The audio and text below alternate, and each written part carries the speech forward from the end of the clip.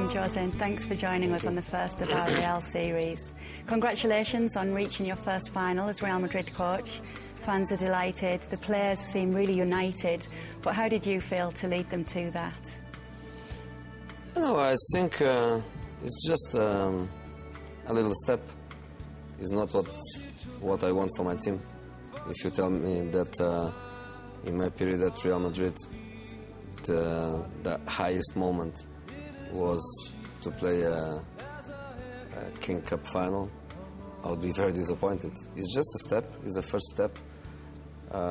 For example, when I was in Chelsea, the first step was a Carling Cup final, also in the middle of the season. But just a step. I want more for my team. I want my players to be motivated with this final. But it's not possible that this final is the highest moment that we search for. It was a very difficult route to the final and a very difficult January for Real Madrid. 9 games, 2 games a week. But if you were to put a positive spin on all those games being played so quickly, would you say that it's accelerated the progression of the unity within the team? No, I think the team is united since the beginning. But I think that the best thing from this period was to play 2 difficult ties against Seville and Atletico, which was not good in terms of championship, but was good in terms of experience to play knockout rounds. We have Champions League waiting for us, and to play against Seville and Atletico Madrid is not so different than to play a Champions League knockout round. So I think it was good for the experience of the team to play the first game at home against Atletico, win. So we go to Vicente Calderón and we have a victory to control. We go the first match in Seville, we win in Seville 1-0. So the second match at home, we have to control also the emotion of that game. So I think in terms of experience for Champions League, maybe it was a good training for us. Yeah, well, as you said, the last 16 is coming up. It's been a difficult round for Real Madrid in previous years, but they've shown quite the appetite for the knockout game. How do you think that will help them when it comes to the game? No, I love the knockouts. I love the knockouts. I think knockout is for mentally strong people, because the pressure is there all the time. The details that make the difference. 1 goal more you should score, or 1 goal less you should concede. You know, 1 mistake you make, everything can make the difference. I remember, for example, Real Madrid last season against Olympique Lyon. Probably the first match at Lyon, 1-0 result. Everybody was thinking that's good enough for the second match. Probably is not good enough. We never know when 1-0 defeat away is good enough. The second match at home, I remember Real had a chance to score the second goal. They didn't. So in the second half, they scored the 1-1, and after that, the game was over. And I think these details, the pressure of these details, is something that I feel very, very comfortable. So instead of feeling the pressure of Champions League is arriving, I'm feeling the appetite of Champions League is arriving. Well, it's understandable. You're renowned as a cup specialist. What is it that makes you so successful when it comes to knockout games? You know, as I was saying, knockouts, you need to be strong mentally. At the same time, you need to analyze very well opponents, because details can make a real difference. And I used to play the first match either at home or away. I used to play trying to win it. Doesn't matter if it is at home, if it is away. The first match is to try to win. Sometimes you don't. But the direction you have to go is, this is the direction. Not be waiting for the second match to resolve the situation. Where is the first match? Is at home? Okay, let's try to win. Where is the first match? Is away at home? Okay, let's try to win it. So I think is a good approach. And you've got some excellent players at your disposal. You witness the talents week in, week out of players like Ozil, Di Maria, Cristiano, Kaká. Do they still impress you, these type of players, despite your years in the game? Yeah, these are the players that everybody likes to see them play. And of course I'm the coach, but I'm also a football lover. So when I'm on the bench, you can say I have time to enjoy also some details. But of course, I build the team. These players are working for the team, and in this aspect, I'm lucky because the players in our team that you can say with more talent or perfume or the way you want to explain their talent, they are team players and they are working for the team, so that's good.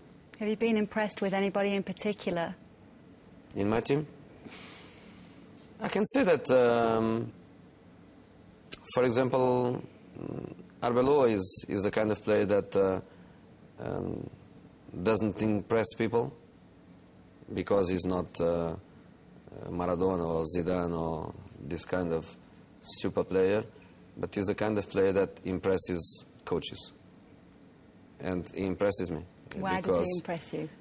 Because from 0 to 10, he's never 6, he's never 10, he's always between 7 and 9.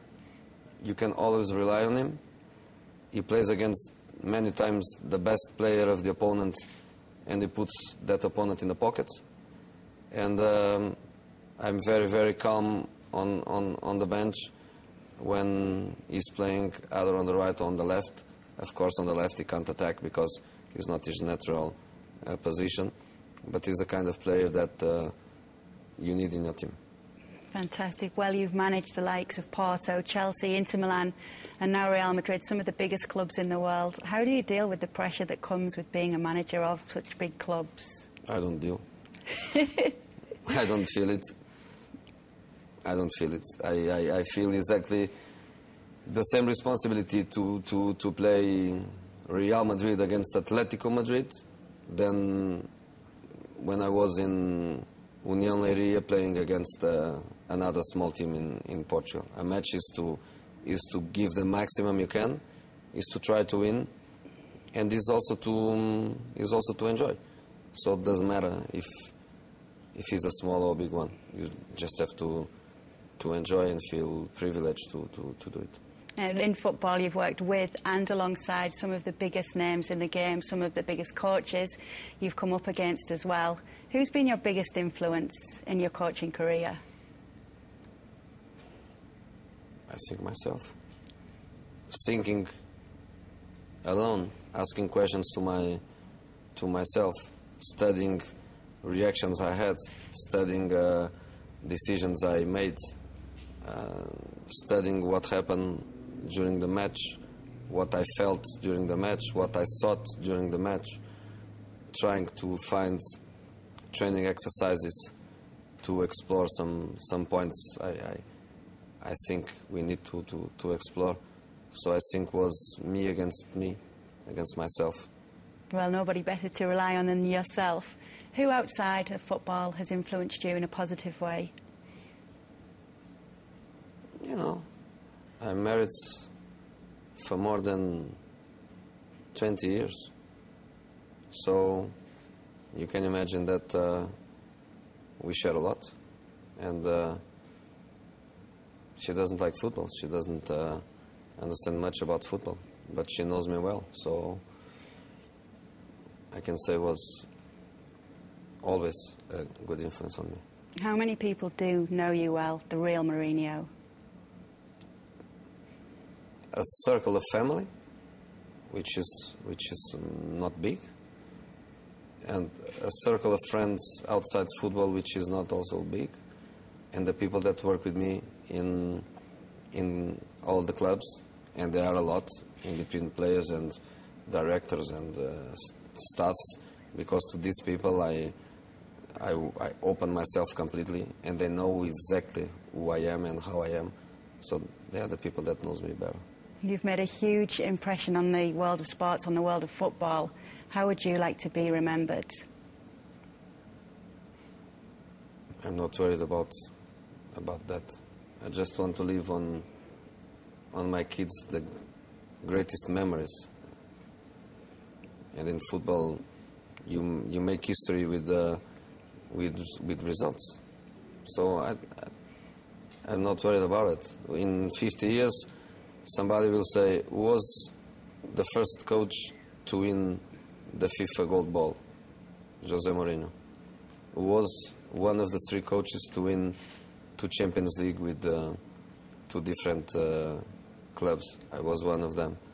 Who was the first one, not the first one, who was one of the coaches that won championships in 3 different countries. I was one of them. So the history is made by what you do, and I don't care with it. Then I'm sure you'd like to keep making history. What are your hopes here at Real Madrid? Well, I give my best. When I give my best, because I trust my work, I feel results will arrive, and that's what I want. I don't want to be in Real Madrid and say one day I was Real Madrid coach. I want to say one day I was Real Madrid coach, and during my time we won this and this and this. This is my objective. Okay, this is quite a difficult one, but one word to describe Real Madrid and one word to describe yourself. To describe Real Madrid? Huge. And so difficult. How about yourself? So difficult. A phrase. If you were to sum yourself up. Me? To somebody who didn't know you. A good guy and a very good coach. Okay. Thank you very much for joining us, Jose.